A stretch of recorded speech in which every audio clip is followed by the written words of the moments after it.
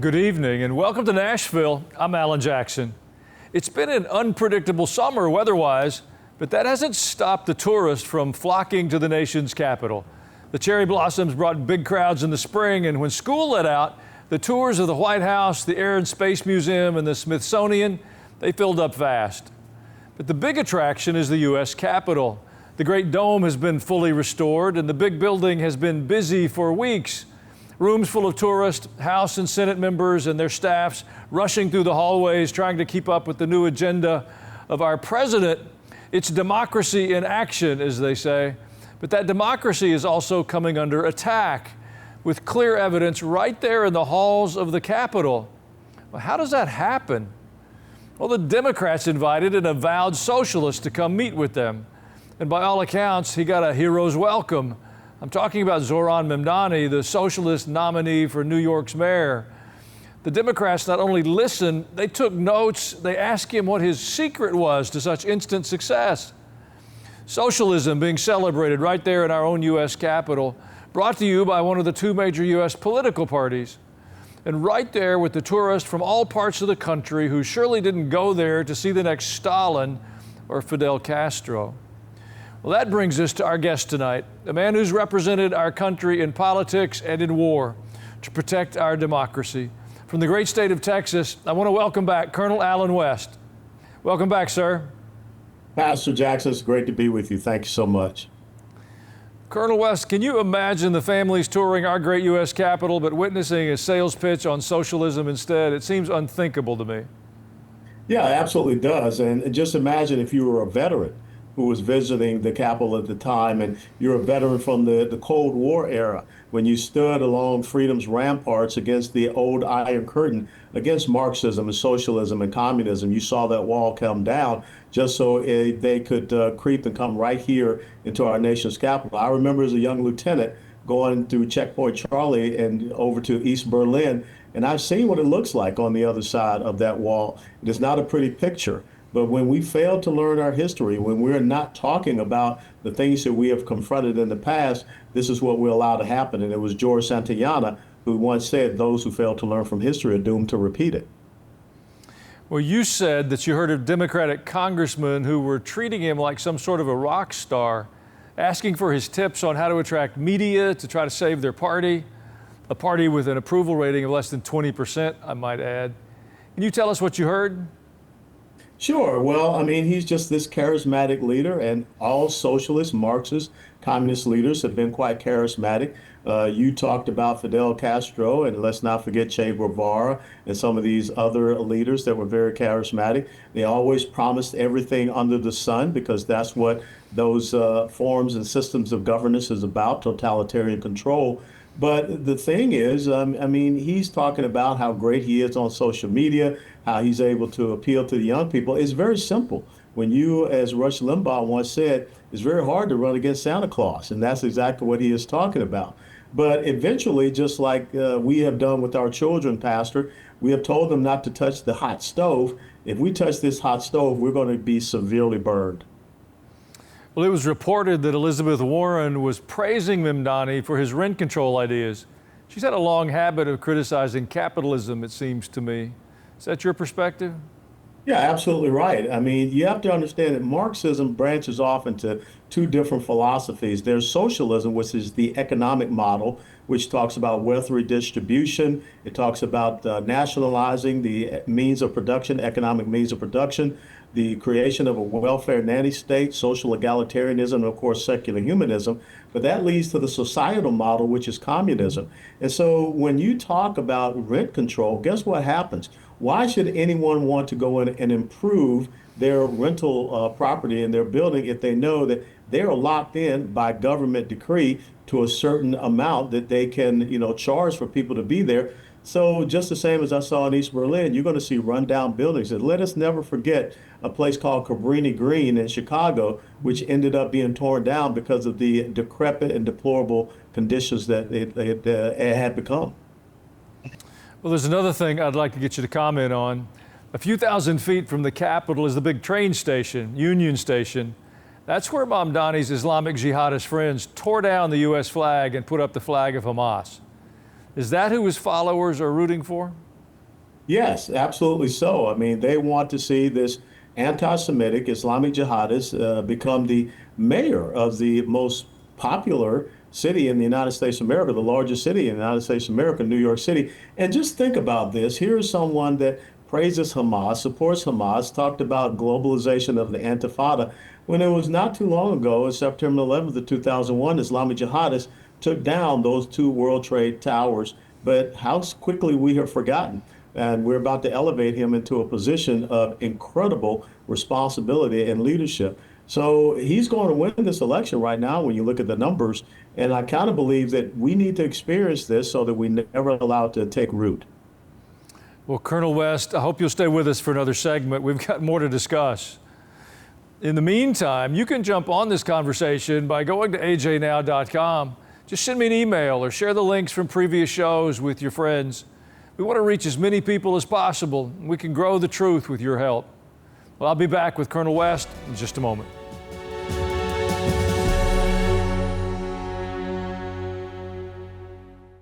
I'd like to extend a personal invitation to join us for our Culture and Christianity Conference. It's September the 19th and 20th on our campus here at World Outreach Church, just outside of Nashville. We've chosen 3 specific topics to explore with a wonderful group of guests. We're going to talk about the church and our expected impact in this culture, the media and their impact in our culture, and then finally, our health, how we can be healthy in the midst of all these competing voices we're hearing. The real goal is how we take our faith and integrate it in our world so we have better lives, stronger families, and strengthen our nation. Join us for Culture and Christianity here in Murfreesboro.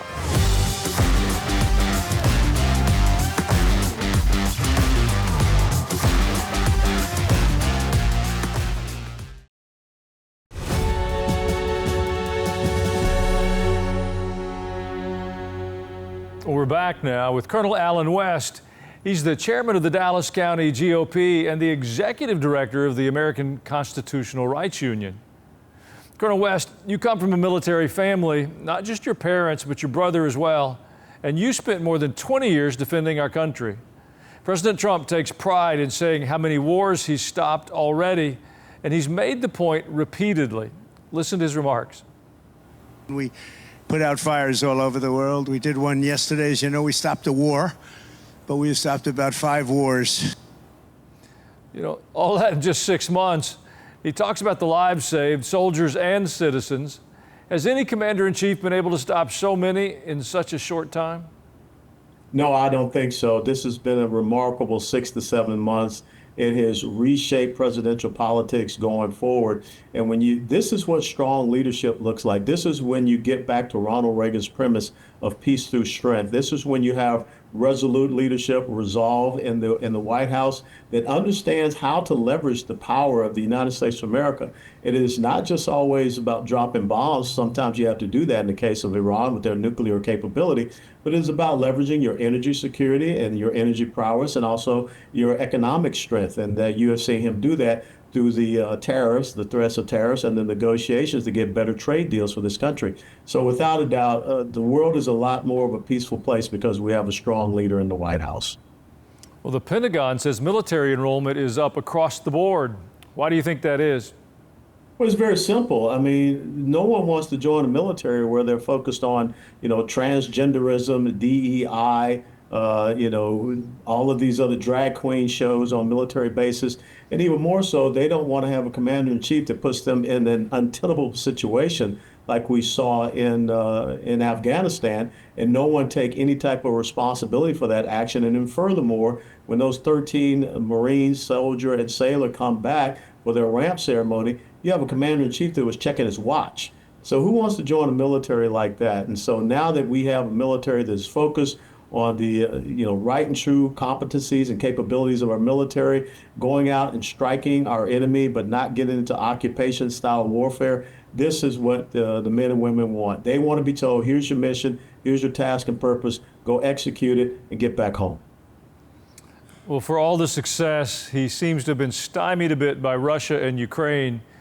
He's particularly fed up with Putin. The European Union has been approved to buy American arms now, but is there anything else you think he should do to stop the bleeding?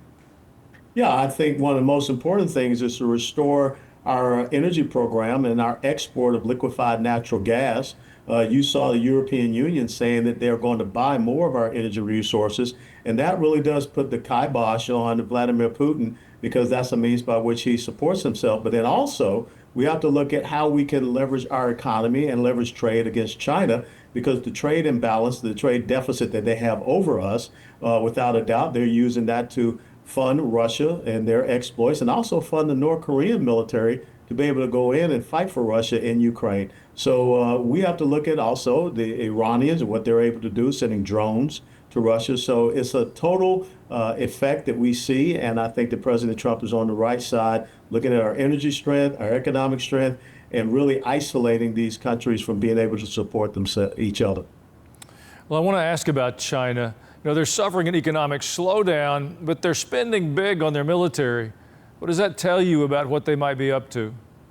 Well, it tells you everything. And it was not too long ago that China did not have a single aircraft carrier. I think now they're up to 3 aircraft carriers. And again, this is what happens when you allow them to insert themselves into the world economic community and have such gross trade imbalances. They're much so like a tick. And they have taken the blood that they have sucked out of the world economic system, and they're using it to expand their global hegemonic designs. And it hurts my heart to say this, Pastor Jackson, but the means by which you extend the power of a nation is not through a strong army, it's through a strong navy. And that's exactly what we see China investing into their maritime forces. What about all the Chinese military-age men that came into our nation when we had the open border? Do you know much about that? Huge concern. When you're talking about 25 to 30,000, that's the estimate of single military-aged males coming in here from China. That's the equivalent of about 2 United States Army divisions. We have to be really concerned about that type of a force that is here on top of the criminal illegal immigrants that we have and all the other terrorist cells that can be existing. We know that Joe Biden released about 2,000, maybe 2,500 special interest aliens from Iran back into our society. So we have got a lot of cleanup to do within the borders of the United States of America now that we have secured our border. Well, with the border secure, how are things in Texas? It's a lot better. I've been down to the border down in Kinney County, which is Brackenville, Texas, in between Eagle Pass and Del Rio. I went to the bridge there in Del Rio, Texas, where we saw tens of thousands of people camping out under that bridge. It's actually boring down there right now, Pastor Jackson, and a lot of the law enforcement are very happy and appreciative of that. But the great thing is that kids are able to go back out and play and not have to worry about high-speed chases and these jump outs where they could be kidnapped by illegal immigrants. Well, that's one kind of boring we can all celebrate. You know, Texas has been in the news this week for the redistricting battle that's taking place. And some of the Democrats in the nation are screaming it's foul play, but it seems to me that it's business as usual in politics. Can you help us understand a bit? Yeah, sure. You know, I made some notes here. Here are the blue states with absolutely no Republican congressional representation. Massachusetts, where Texas state senators just fled to, Rhode Island, Vermont, New Hampshire, Hawaii, New Mexico, Connecticut, and Delaware. Here are the blue states with just one congressional House district, Maryland, Oregon, and Maine. Here are the blue states that have 2 to 5 Republican House seats. That's Colorado, Minnesota, Illinois, where the Texas House Democrats fled, Virginia, New Jersey, and California and New York are not too far behind. What the Democrats are upset about is that what they have been doing for so long is being done to them. Anytime that they're doing something, they think that they're advocating democracy. When you don't agree with them, now all of a sudden you're you're an enemy of democracy. This is the same party, and also they want to make Puerto Rico and the District of Columbia states. So why? They can get more congressional representation. They want to pack the Supreme Court. This is something that has to end. They cannot gerrymander anymore in these blue states. Well, I'd like to ask one more question. President Trump has certainly turned up the heat on the D.C. swamp, but the margins on Capitol Hill are slim. So as the Dallas County Republican chairman, how does all this rapid success line up with the midterms next year? I think without a doubt, you're going to see a lot of success for Republicans, and especially if you have Zohran Mamdani winning the mayoral election in New York City. The Democrat Party owns him. The same with the mayoral candidate in Minneapolis, Minnesota, Mr. Omar Fateh, who is also another socialist Marxist. If that's the direction they're going to go in, he obviously didn't get the memo from November 2024. Well, Colonel Allen West, we salute you for your service to this country. Please come back again or come over to Nashville and we'll have you here on the set. We'll get you some great food and even some good music when the show's over. Yes, sir. Good old Rocky Top. All right, sir. Well, in a moment, hope is here. We'll go through it together right after this next break. Stay with us.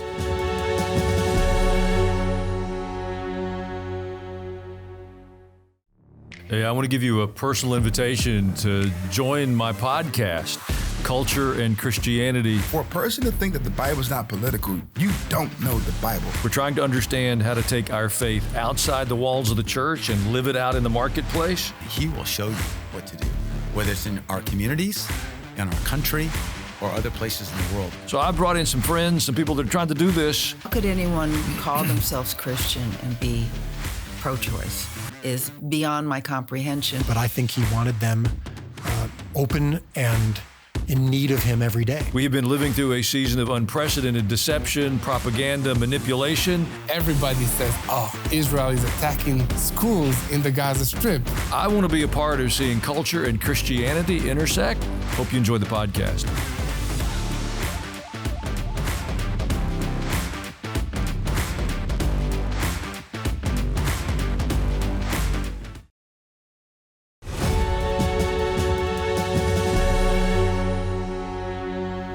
Before the Islamic Revolution, Iran was a modern, thriving society. Its cities were vibrant. It was a hub of art, education, and open commerce. Western alliances, including with Israel, brought economic opportunity and technological advancement. And then the Islamic Revolution shattered that reality. Evil leaders replaced liberty with repression. They silenced any dissent. I wonder what would the people of Iran in the 1970s say today, knowing what Iran has turned into under this cruel and oppressive regime? Were they seduced by the notion of peaceful Islam, as it's frequently described to us across the world where it's enforced? Where it represents consistently authoritarian, dictatorial, brutal regimes of violence? Women are not treated anywhere remotely as equals. Citizens are overburdened by taxes. It's economic servitude. You may wonder, what does all of this have to do with us here in America? We are being willfully ignorant if we can't see it begin to take shape in the minds of young people across our university campuses while they're being taught the virtues of socialism and anti-Semitic violent expressions are celebrated. Well, now the mayoral candidate from New York is a self-proclaimed socialist, and he's being paraded through the halls of D.C., celebrated by influential lawmakers. This is the same man who in the recent past has condemned the police and defended the phrase, globalize the intifada. He's been given multiple opportunities to walk that back and condemn the anti-Semitic phrase. He's refused. Why is that? Well, globalize the intifada is a declaration of war on anyone who refuses to bow before Islam's death cults. It's a globalized campaign of hate whose central promise is not to build a better future for Palestinians, but to bury the Jews. And as the church, we're struggling to understand how we should respond. Should we talk about it? Is it appropriate? If you dare to mention any of the observable facts which I just recited to you in a public square, you're frequently shouted down as being racist or xenophobic.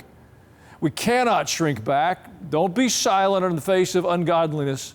Don't lose your voice around things that you know is wrong. I believe with all of my heart that Christianity is the hope of humanity. So in your sphere of influence, be the voice of truth in this season of cultural change. It'll make a difference. We'll be right back with your emails.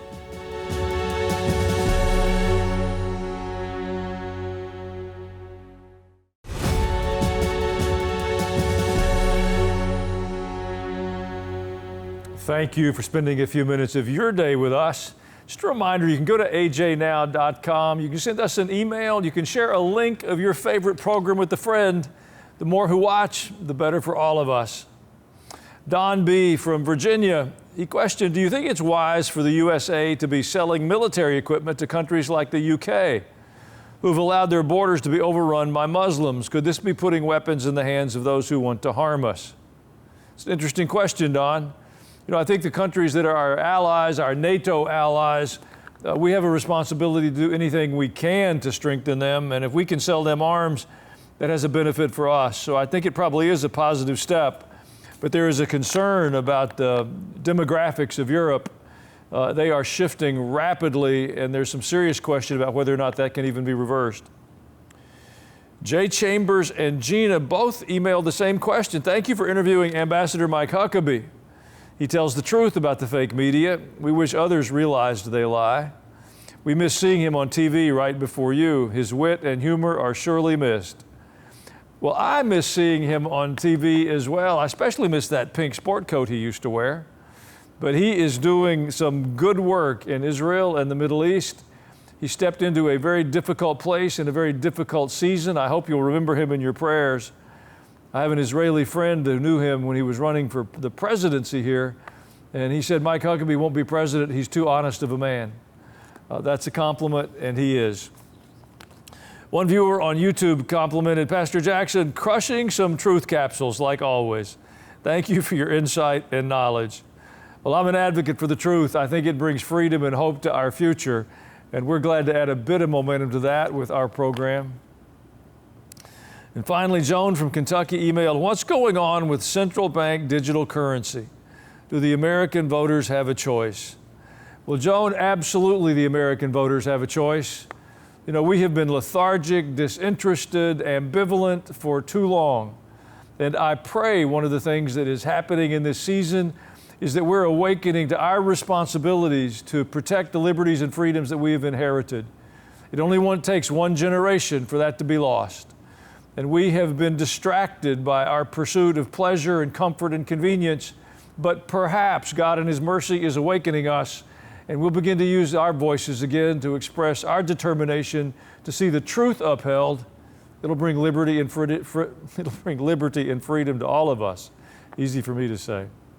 It is always an honor to spend a few minutes of our day with you. I'm Alan Jackson, and you have a wonderful evening.